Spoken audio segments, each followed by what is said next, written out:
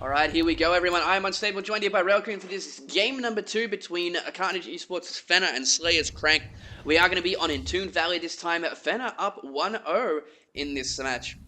So let's see how he goes into it. Of course, did come in with a nice 3-base Ling Baneling attack. It wasn't actually all in though either, because he did drone quite heavily before that. But Crank, as we were saying last game, got a little bit too greedy, going one gate into Stargate, into Robotics, and then added gateways after that, and was just completely crushed because of it. So, let's get into this game. We do have Fenner down here at the bottom right-hand corner as our orange Zerg.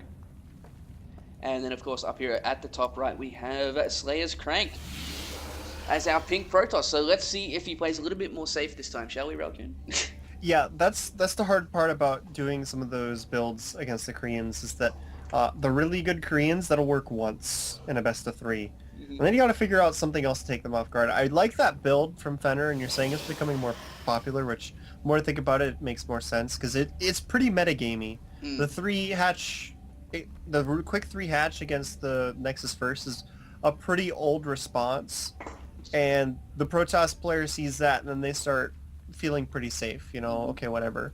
And then they just run you over with lots of Zerglings, Banelings, because, hey, wait, what the hell? You went 3rd hatch. What do?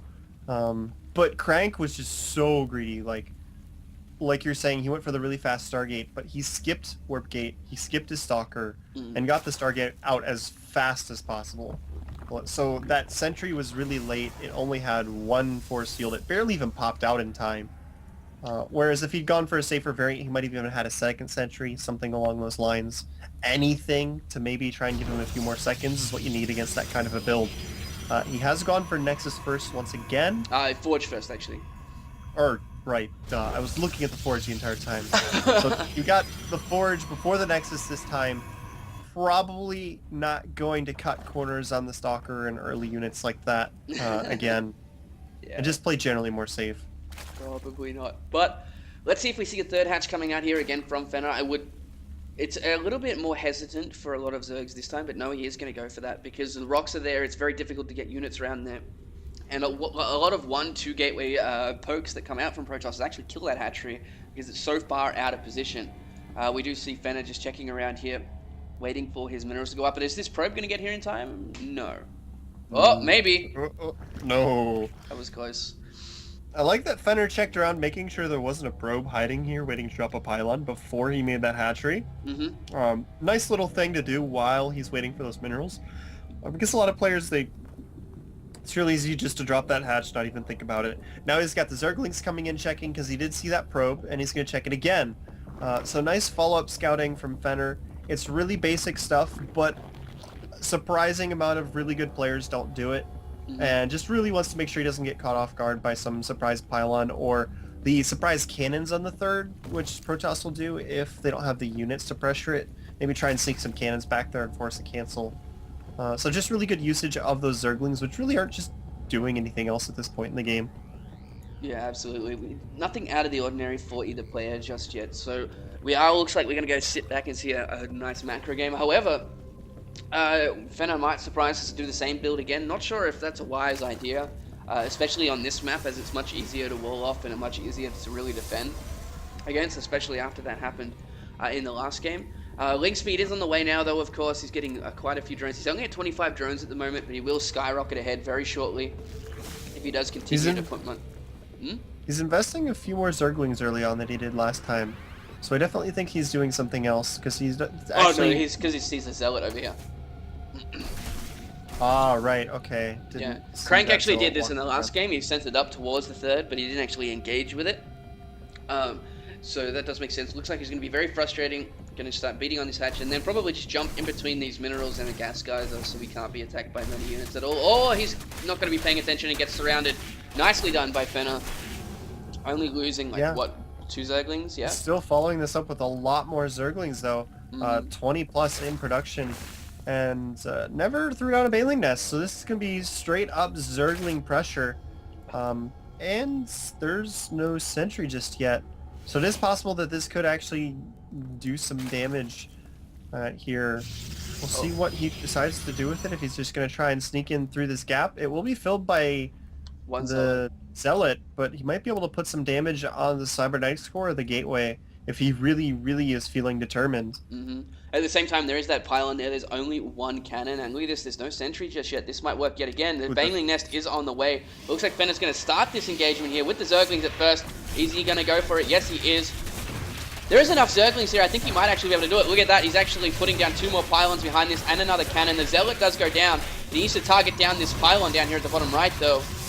This is a little sloppy. The Zealot went down. He's not moving through the gap to get more units onto his gateway or even start picking away at the pylons. Could be getting more Zergling damage in here, but the buildings are going to go down. This wall is not completely sealed to the left of the first cannon. Oh, he does warp a Zealot into that gap at the last second. Okay, Fenner has been repelled for now. Another thing he could be doing is checking for this third base, because if he was aware that that was there, he could shut this down really quickly, and it's allowing Crank time to actually wall this off. Now, so if Crank actually holds, this could be a problem for him because there's sentries out. The third base is now protected.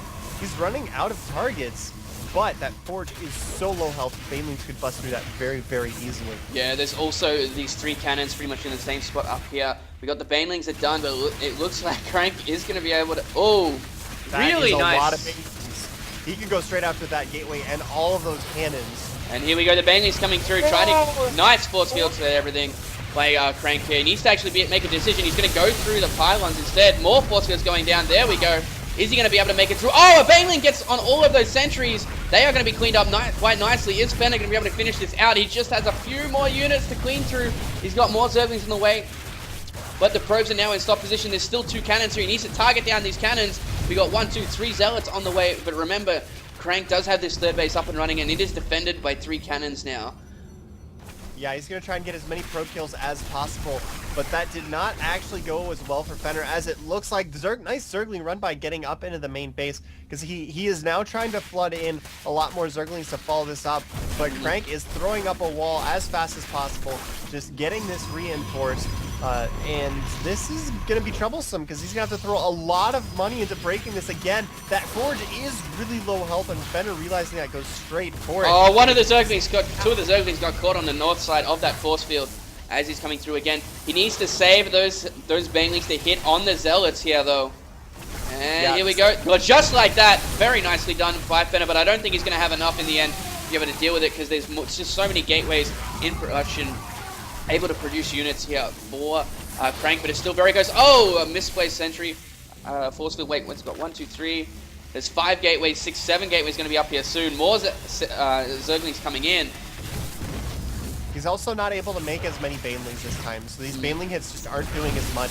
He's not having that huge overpowering number of Banelings rolling in and just blowing everything up. Crank did an amazing job with his force fields on that hold. That was incredible. He had a series of 5 or 6 perfect force fields right after each other. Yeah. And now Fenner is pretty much just fully committed to this. The second wave is really what commits him to it, and it just didn't work out as well, but at this point, trying to switch out of it would not be beneficial with that third base already up. Oh, here we go. He's going to get a flank, though, on these units. Oh my god, the Banelings are getting stuck on that one Zealot, though. That's very frustrating. He really wanted to hit them. There we go. Does get a couple of nice extra hits off, but just can't trade effectively at this point. Actually, he's doing all right. 5,300 lost to 59. Still an extremely close game here, but I think Crank is actually starting to take the advantage. The real tale is the unit count, 45. The worker count, 46 to 28 at this point. Fenner, with those additional gateways up, is actually able to produce a lot of units as well.